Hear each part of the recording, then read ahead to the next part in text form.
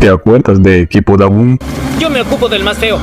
Yo voto por escapar y gritar como una niña en problemas. ¿Quién me apoya? ¿Estos también son de tu imaginación? Hoy hablaremos de una serie que recuerdo ver su estreno en su tiempo por el canal Jetix y que de la noche a la mañana dejaron de transmitirla. Una caricatura que tuvo un mal recibimiento del mundo. Yo soy Mario Ábalos y esto es Mitología Animada.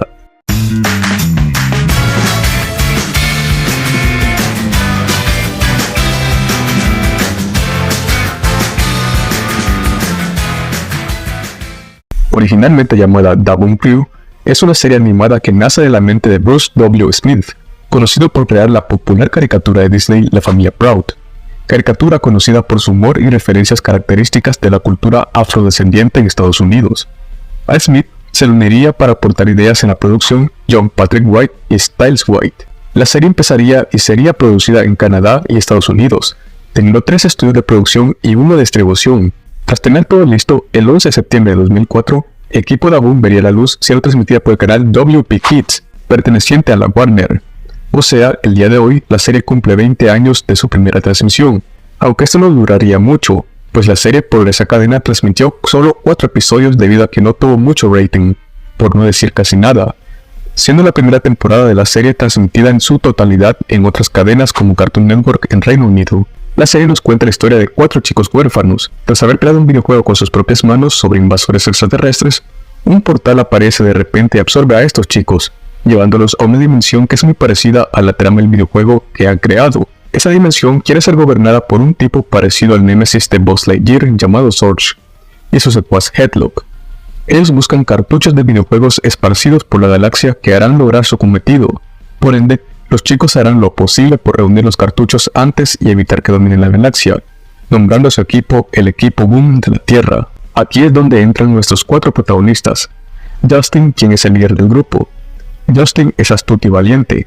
A pesar de ser muy animado, este actúa de manera madura y protectora con sus amigos, a los que considera sus hermanos. Usa como arma una resortera láser que usa como muñequera. Nate, quien es el hermano menor de Justin. Nate se cree rudo, es ególatra y fuerte y gracioso. Se autollama Gran Papi Nate, aunque tiene algunas debilidades como temerle a las alturas, pero también virtudes como ser un buen conductor y navegante. Su arma es una espada láser. Ricky, quien nunca me quedó claro si era un chico o una chica, pero hoy me quedó claro que es chica. Ricky es la cerebro del equipo, además de ser una gran mecánica y saber de tecnología. Actúa como la voz de la razón y dice que su intuición nunca falla. A pesar de pequeñas diferencias, ella estima a los chicos como si fueran sus hermanos, aunque parece que Justin lo estima mucho más, hasta lo llama capitán. Su arma es un bastón electrónico. Y Yubei, quien es el gordito cool y relajado del equipo. A Yubei le gusta hacer juegos de palabras y parece tener experiencia en deportes de tablas como el skate y el surf. También destaca por tener una puntería que según él nunca falla. Su arma es una pistola láser. Como ya se dijo, la serie se enfocará en los chicos tratando de encontrar los cartuchos antes que lo hagan Surge y Headlock, y de paso, salvar a los planetas de la galaxia y tener aventuras. A diferencia de otras series con trama especie Isekai, a los 4 chicos no les interesa volver a su mundo.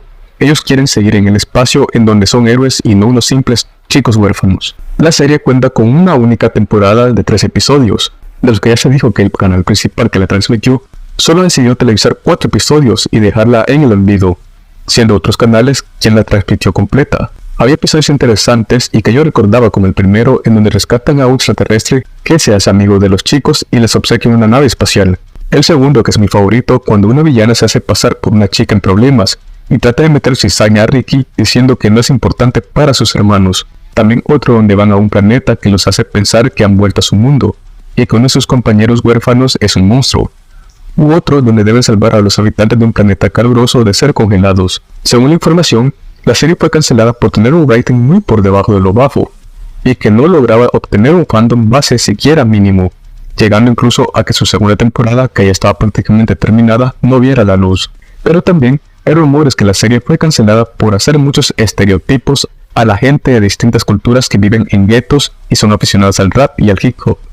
Y en efecto, la serie en su idioma original tiene muchos diálogos, palabras y modismos que son difíciles de entender.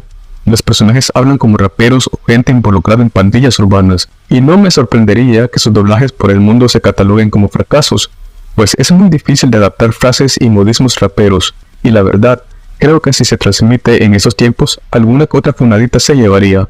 también tiene muchos elementos de Star Wars. De todas las series que he hablado por el momento, esta tiene una de las calificaciones más bajas por la crítica, recibiendo 2.6 puntos de 10, ni siquiera un 5 o un 4, tiene un 2, así de criticada fue. Y personalmente, no la encontré tan mala, no es una gran cosa, pero mala no la sentí. Al menos un 5 o un 6 merecen, y sí sentía que tenía potencial para el público infantil. Los personajes eran digeribles, ninguno castroso.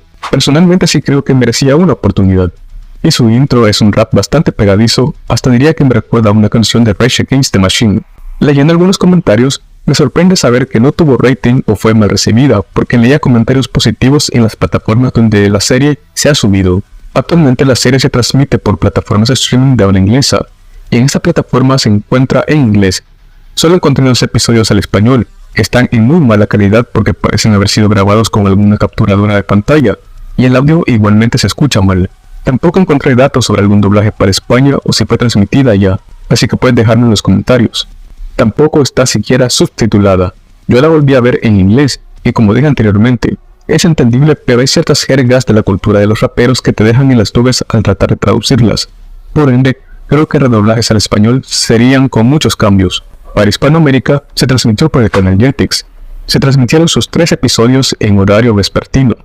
De hecho, vi el estreno a los 8 años allá por el 2005, y de la noche a la mañana dejó de ser transmitida. La info dice que se transmitió durante un año hasta el 2006, pero yo me atrevería a decir que fue incluso menos tiempo, pues salió del aire de repente y ya no se habló de ella. También investigando, dice que fue transmitida en Argentina, antes y durante la pandemia. Confirmarme si es así, y de ser así, significa que su doblaje al español no debe estar perdido y está almacenado por allí. Su doblaje al español fue hecho en Argentina. Hernán Bravo fue Justin. Nate, date prisa y busca el cartucho del juego. Esta criatura está fuera de control. Javier Naldián como Nate. Tranquilo, Justin, yo me encargo del cartucho. Mariela Álvarez como Ricky. Este cartucho enloqueció a todo el planeta. Ariane Sister como Yubei. Cuando surfeé mi primer tubo, la ola era tan mala que quise salir. Y Sebastián Costa como Sorge. Pronto mi ejército de criaturas de las sombras se liberará y la galaxia será mía. En su idioma original, Jordan Francis es Justin, Yasha Washington como Nate, Melanie Tonello como Ricky, Mitchell Eisner como Yubei y Morris Day como Sorge. ¿Y tú recordabas a Equipo Dabun? ¿Sabías sobre ella? ¿Opinas que fue real su cancelación por rating o porque tenía estereotipos? Déjamelo en los comentarios, así como tu suscripción al canal para seguir recordando series. Soy Mario Ábalos y esta es Mitología Animada. Nos vemos en el próximo episodio.